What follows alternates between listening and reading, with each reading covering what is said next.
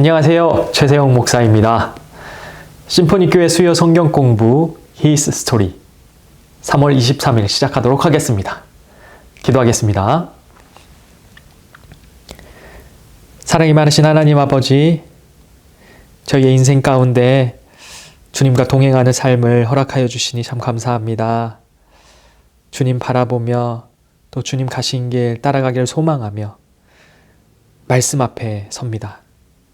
주여, 이 말씀을 통하여 주님과 더욱 가까워지는 시간이 될 수 있도록 인도하여 주시고 주의 뜻을 깨달아 주 뜻대로 살아가는 삶이 될 수 있도록 또한 우리의 삶을 인도하여 주시옵소서. 예수님의 이름으로 기도 올리옵나이다. 아멘. 사도행전 15장 36절로 41절, 절대 포기하지 않으시는 하나님이라는 제목으로 말씀 나누도록 하겠습니다. 오늘 말씀의 주인공은 마가입니다. 먼저 성경 본문 읽어드리도록 하겠습니다. 며칠 후에 바울이 바나바더러 말하되, 우리가 주의 말씀을 전한 각 성으로 다시 가서 형제들이 어떠한가 문안하자 하고, 바나바는 마가라 하는 요한도 데리고 가자 하나, 바울은 밤빌리아에서 자기들을 떠나 함께 일하러 가지 아니한 자를 데리고 가는 것이 옳지 않다 하여 서로 심히 다투어 피차 갈라서니, 바나바는 마가를 데리고 배 타고 구브로로 가고, 바울은 실라를 택한 후에 형제들에게 주의 은혜의 부탁함을 받고 떠나 수리아와 길리기아로 떠나며 교회들을 견고하게 하니라. 아멘. 네. 오늘 본문 말씀은 기독교 역사 가운데 어쩌면 가장 위대하다고 할 수 있는 두 사람, 바로 바나바와 바울의 만남이 나옵니다. 그러니 기대가 되죠. 얼마나 위대하고 은혜로운 장면이 연출될까. 그런데 상황이 우리의 이런 기대와는 조금 다르게 이상하게 흘러갑니다. 믿음 좋기로 소문난 이 두 사람이 은혜는커녕 오히려 심각하게 다투는 장면이 나와요. 39절을 보시면 서로 심히 다투어 피차 갈라서니. 왜 이런 일이 일어났을까요? 오늘 말씀을 통해 이 바나바와 바울은 왜 싸울 수밖에 없었는지, 그리고 그 싸움이 어떻게 진행되고 그 끝이 어떻게 결론 맺어지는지에 대해서 살펴보고, 그 가운데 하나님께서 어떻게 역사하셨고 또 우리 삶 가운데 어떻게 역사하시는지에 대해 이 말씀으로 은혜를 나누고자 합니다. 우선 바나바와 바울의 싸움이 있었던 이 사도행전 15장 내용을 살펴볼 필요가 있는데요. 이 15장의 핵심 내용은 당시 초대교회 예루살렘에서 굉장히 중요한 회의가 열렸다는 것입니다. 일명 예루살렘 공의회. 이 회의에서 여러 가지 내용을 다루는데 그중 가장 중요한 안건이 뭐였나 하니까 바로 이거예요. 할례 받지 않은 이방인에게 구원이 있느냐 없느냐의 문제였습니다. 당시 유대인들은 생각하기를 할례 받지 않은 이방인에게는 구원이 없다, 그렇게 믿었거든요. 그들도 그렇게 믿을 수밖에 없었던 것은 믿음의 조상 아브라함에게 하나님께서 직접 이 말씀을 들려주었어요. 창세기 17장 9절부터 14절에 할례에 관한 내용이 나오는데, 하나님이 또 아브라함에게 이르시되, 그런즉 너는 내 언약을 지키고 내 후손도 대대로 지키라. 너희 중에 남자는 다 할례를 받으라. 이것이 나와 너희와 너희 후손 사이에 지킬 내 언약이니라. 그리고 할례에 대한 설명이 쭉 나오고 14절에 할례를 받지 아니한 남자, 곧 그 포피를 베지 아니한 자는 백성 중에서 끊어지리니 그가 내 언약을 배반하였음이니라. 즉 할례는 하나님과 하나님 백성 사이에 영원한 언약의 표징이다. 할례를 받지 아니한 자는 백성 중에서 끊어질 것이다. 왜냐하면 그가 내 언약을 배반하였기 때문이다. 유대인들에게 할례가 언약의 표징이고 하나님의 구원받은 백성이라는 징표였던 것이죠. 그러니 할례 받지 않은 이방인의 구원의 문제에 대해서 어떻게 생각했겠습니까? 있을 수가 없는 일이죠. 가당치도 않은 일이었습니다. 그런데 오늘 이 사도행전 15장 예루살렘 공의회에서 이 주제의 안건이 올라온 것입니다. 할례 받지 않은 이방인에게도 구원이 있는가? 그런데 이 예루살렘 공의회가 열리기 전에 무슨 일이 있었나 보니까 바울이 1차 전도 여행을 다녔거든요. 거기서 복음을 전하는데 지금까지 구원이 없다고 믿어온 이방인들이 이 할례를 받지 않은 그 사람들이 막 구원을 받기 시작하는 거예요. 유대인들에게 죽도록 전해도 듣지 않았던 이 예수 그리스도에 관한 복음을 이방인에게 전하니까 그들이 듣고 심지어 성령을 받더라는 거예요. 당시 초대교회에서 가장 유력한 위치에 있던 사람이 베드로와 야고보였습니다. 베드로는 예수님의 수제자로서 많은 영향력이 있었고 야고보는 예수님의 제자 야고보가 아니라 예수님의 동생 야고보로 초대교회에서 큰 영향력을 가진 사람이 됩니다. 그러니 바나바와 바울이 들고 온 문제, 할례 받지 않은 이방인에게 구원이 있느냐의 문제에 있어서 베드로와 야고보의 결정이 굉장히 중요한 상황이었습니다. 그런데 베드로는 경험이 있었어요. 이전에 이 사도행전 10장 보시면 베드로가 이방인 백부장 고넬료라는 사람의 집에 초청되어 가거든요. 그곳에서 베드로는 평소 말씀을 전하듯이 아마 큰 기대는 하지 않았던 것 같아요. 이방인이니까. 그런데 이게 웬일입니까? 이방인들이 예수님을 영접하고 그것도 모자라 성령까지 받는 건 아닙니까? 바로 이 경험. 그래서 바울이 말하는 이방인에게도 구원이 있음을 베드로도 경험을 통해서 이미 알고 있었습니다. 그래서 베드로는 이 사안에 대해 크게 고민하지 않고 통과를 시켜요. 이에 대해 야고보 역시 구약 성경에 있는 하나님의 여러 가지 말씀들을 근거로 해서 차근차근 이방인에게도 구원이 있을 수 있음을 선언합니다. 오늘 본문 사도행전 15장은 바로 이런 상황인 거예요. 이방인에게도 구원이 선포되어지는 역사적인 순간. 이 얼마나 은혜에 넘치는 상황입니까? 그런데 이런 은혜로운 상황에서 그 위대한 바나바와 바울이 대판 싸움을 하게 된 것입니다. 도대체 왜? 그 원인이 어디 있나 보니까 마가라는 한 청년에게 있었습니다. 마가. 누구일까요? 오순절 성령 강림 사건 아시죠?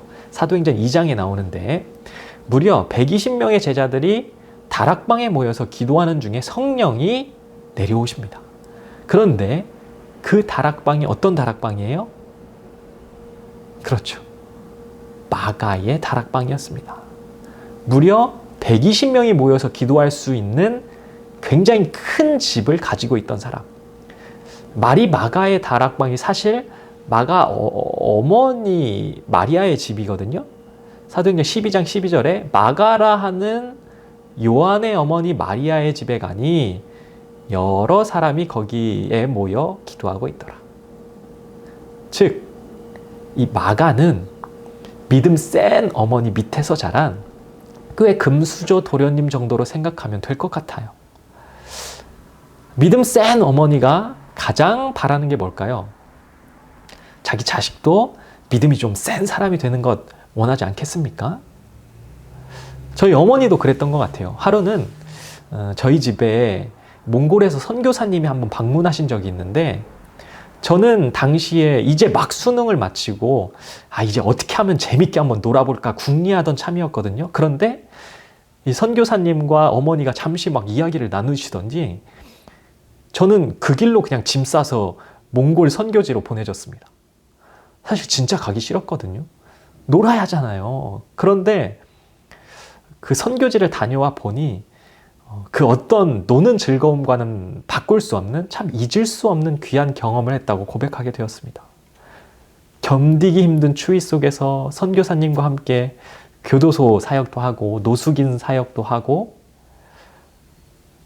힘들 때도 있었지만 돌아보면 참 행복한 시간이었습니다.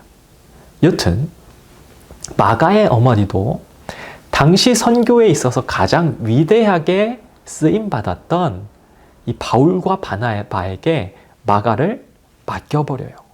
마가는 그 길로 바울과 바나바와 같이 1차 전도 여행을 떠나게 된 거예요. 지금이야 배도 좋고 비행기도 있고 하지 당시에는 목숨 걸고 수차례 죽음의 위기를 넘겨야 해야 하는 것이 선교였습니다. 그러니 귀하게 자랐던 이 마가가 얼마나 힘들었겠습니까? 하지만 어쩔 수 없이 따라갔던 마가, 구브로라는 섬을 지나 밤빌리아 버가라는 곳에 이르게 되는데 그 버가라는 곳이 굉장히 험한 산을 넘어야 하는 코스거든요. 그런데 이 마가가 그 산을 봐서 그런 건지 더 이상 버티지 못하고 거기서 포기를 해요. 집으로 돌아가 버립니다. 이 메시지 성경을 보시면 그런 마가에 대해 바울은 중도 포기자라고 이야기합니다. 중도 포기자 마가. 구체적인 내용이 다 나와 있지 않지만 바울의 눈에 비친 마가는 정말 최악이었던 것 같습니다. 그렇게 바울과 바나바는 마가를 돌려보내고 나머지 전도 여행을 하게 되죠. 그 마가를 돌려보내는 바울과 바나바의 마음은 어땠을까요? 그리고 그 당시 집으로 돌아가던 그 마가의 마음은 또 어땠을까요? 여튼 이 바울과 바나바는 이제 15장에서 예루살렘 회의를 마치고 결론이 뭐예요? 할례받지 않은 이방인에게도 구원이 있다. 이 소식을 들고 다시 1차 전도 여행 그 코스에 있는 이방인들에게 이 기쁜 소식을 전해줘야 하잖아요. 이 기쁜 소식을 전하려고 이제 2차 전도 여행 계획을 세웁니다. 그런데 그때 바나바가 바울에게 마가를 다시 데리고 가자고 하는 거예요. 바나바는 마가라 하는 요한도 데리고 가자고 하나 당시 바나바의 별명은 위로의 아버지였습니다. 믿음이 좋기로 소문난 사람이었어요. 그리스도인들을 잡아 죽이던 바울을 초대교회의 일원으로 받아주기 위해 가장 앞장섰던 사람이었고 성경에 의하면 마가의 삼촌이기도 했습니다. 그러니 바나바는 더더욱 마가에게 한 번 더 기회를 주고 싶었던 것 같아요. 하지만 바울은 중도 포기자 마가를 용납할 수 없었습니다.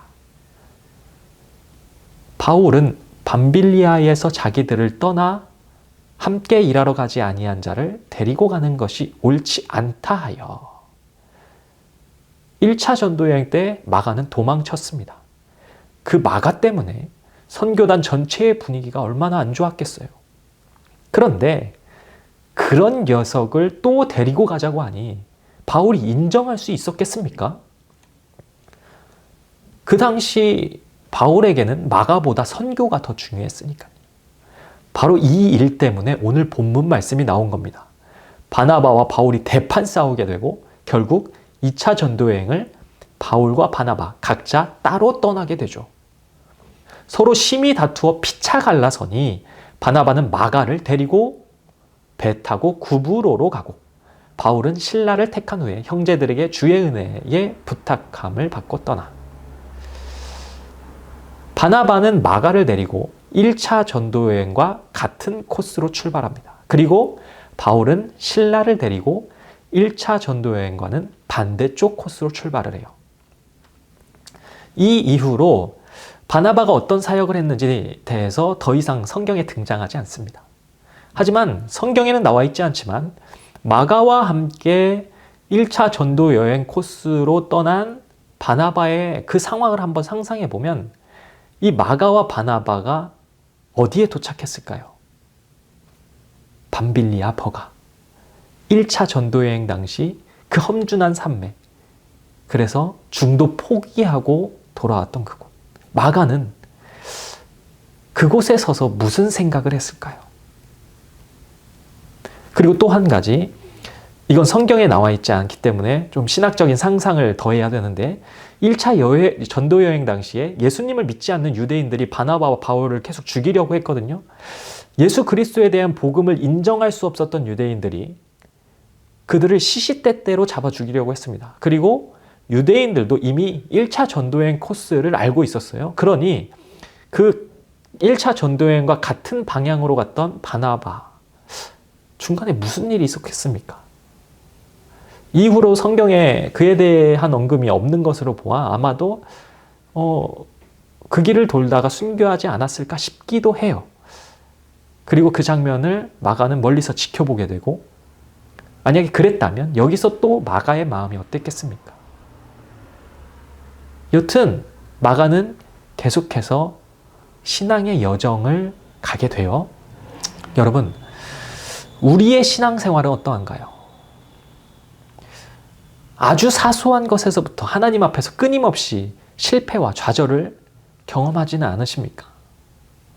인생의 순간순간마다 이것밖에 되지 않는 나의 믿음에 실망하고 후회하지는 않으셨는지요? 그러나 우리는 이 한 가지를 절대 잊어서는 안 됩니다. 그런 나를 하나님께서는 절대로 포기하지 않으신다는 것을 말이에요. 모세에 저 대신 아론 형을 보내세요. 이 어리석은 모세의 말에도 하나님께서는 그를 포기하지 않으셨고, 이스라엘 백성들의 차라리 애굽에서 종살이 하던 때가 행복했다, 하나님의 약속의 땅 대신 애굽의 종살이를 그리워하던 이 못난 이스라엘 백성들도 하나님께서는 포기하지 않으셨습니다. 베드로요? 예수, 나는 당신들이 말하는 사람을 모릅니다. 가장 결정적인 순간에 예수님을 저주하고 3번씩이나 부인한 이 베드로도 주님은 포기하지 않으셨습니다. 그리고 무엇보다 십자가에서 내려와 보라고 주변에서 들려오는 그 조롱의 말에도 예수님께서는 우리를 살리기 위해 그 참혹한 십자가의 길을 끝까지 포기하지 않으셨습니다. 그렇다면 마가는요? 주님은 마가를 포기했을까요? 마가는 지금까지 예수님을, 십자가의 복음을 귀로만 들어 알고 있었습니다.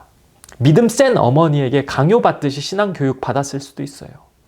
그런데 이제 인생에서 하나하나의 경험이, 주님을 억지로라도 따라 다녔던 그 경험이, 그리고 어느 순간 예수님을 바라보게 하였습니다. 그 후로 부잣집 도련님 마가는 사라지고 복음을 위해 목숨까지도 아끼지 않는 한 사람, 참 그리스도인 마가가 등장하게 됩니다. 마가를 중도 포기자라고 내쳤던 바울의 서신서들을 보면요, 마가가 어떻게 변화되었는지를 우리가 알 수 있는데요. 바울이 감옥 속에 갇혀서 쓴 편지를 보면 골로새서 4장 10절에 나와 함께 갇힌 아리스다고와 바나바의 생질 마가와, 중도 포기자라고 여겼던 마가, 그는 어느새 바울과 함께 복음을 전하다 감옥에 갇혀 있었습니다. 빌레몬서에서도 그리스도 예수 안에서 나와 함께 갇힌 자 에바브라와 또한 나의 동역자 마가. 이제 바울은 마가를 중도 포기자가 아닌 나의 동역자라고까지 이야기를 합니다. 또 한 군데, 바울의 인생 말년 로마 감옥에서 쓴 마지막 편지 디모데 후서입니다. 나는 선한 싸움 싸우고 나의 달려갈 길 마치고 믿음 지켰으니 이제 후로는 나를 위하여 의의 면류관이 예비되었으므로 주 곧 의로우신 재판장이 그날에 내게 주실 것이며 내게만 아니라 주의 나타나심을 사모하는 모든 자에게 도니라. 너는 이제 속히 내게로 오라. 디모데에게 하는 말이에요. 데마는 이 세상을 사랑하여 나를 버리고 데살로니가로 갔고, 그레스게는 갈라디아로, 디도는 달마디아로 갔고, 누가만 나와 함께 있느니라. 그런데 네가 올 때 마가를 데리고 오라. 그가 나의 일에 유익하니라. 바울이 가장 힘들고 어려운 순간에 누구를 찾아요? 바울은 마가를 찾습니다. 마가를요. 그리고 끝으로 예수님의 수제자 베드로는 마가에 대해 기록하기를 택하심을 함께 받은 바벨론에 있는 교회가 너희에게 무난하고 내 아들 마가도 그리하니라. 예수님의 수제자 베드로는 마가를 그의 아들로까지 여겼습니다. 그리고 결국 마가는 예수님이 택하신 12사도는 아니었지만 항상 베드로와 함께 지내며 베드로를 통해 예수님의 이야기를 듣고 마가복음을 기록하게 됩니다. 중도 포기자였던 마가는 어느덧 성경의 저자가 된 것입니다. 절대로 포기하지 않으신 하나님, 이제 좀 아시겠나요? 그 하나님께서 우리도 절대 포기하지 않으십니다. 그런 의미에서 오늘은 이 찬양을 나누고자 합니다. 오늘도 이 가사를 함께 잘 묵상해 주시면 좋을 것 같아요. 제목은 주님은 절대 포기하지 않으시죠 라는 찬양입니다. 내 모든 소망이 끊어졌다 해도 내 모든 기회가 없어졌다 해도 좌절과 절망이 나의 앞에서 나를 기다린다 해도 주님은 절대 포기하지 않으시죠. 내가 모든 걸 포기할 때 나를 일으키죠.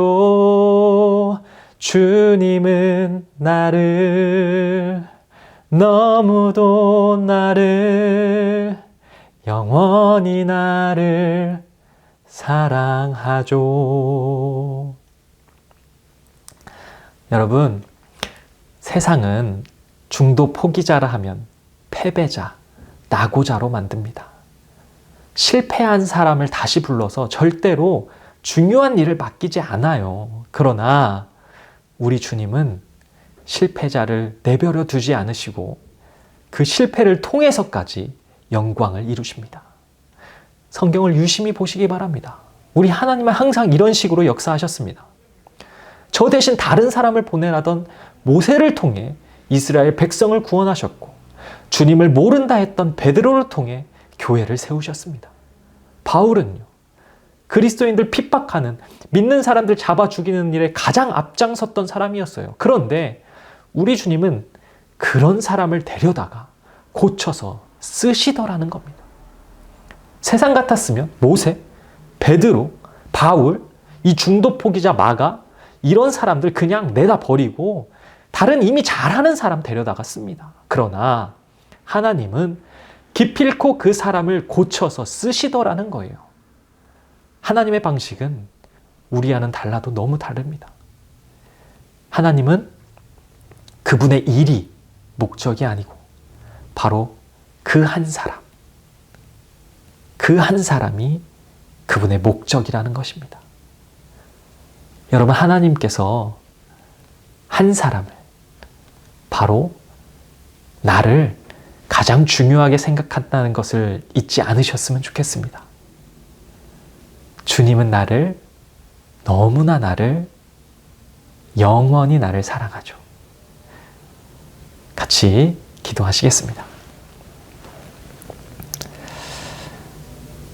하나님 아버지, 저희가 세상 속에서 살아가고 있지만 세상의 법칙에 따르는 것이 아니라 하나님의 하늘나라의 법칙에 따라 살아가는 삶이 되었으면 좋겠습니다.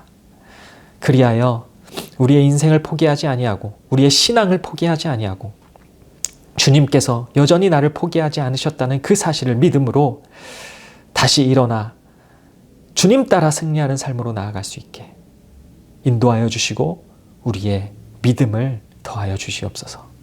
예수님의 이름으로 기도 올리옵나이다. 아멘. 끝으로 한 가지 질문을 드리도록 하겠습니다. 나의 신앙생활 가운데 혹시 포기한 부분이 있지는 않으신가요? 포기한 부분이 있다면 오늘 다시 시작해 보시는 것은 어떠십니까?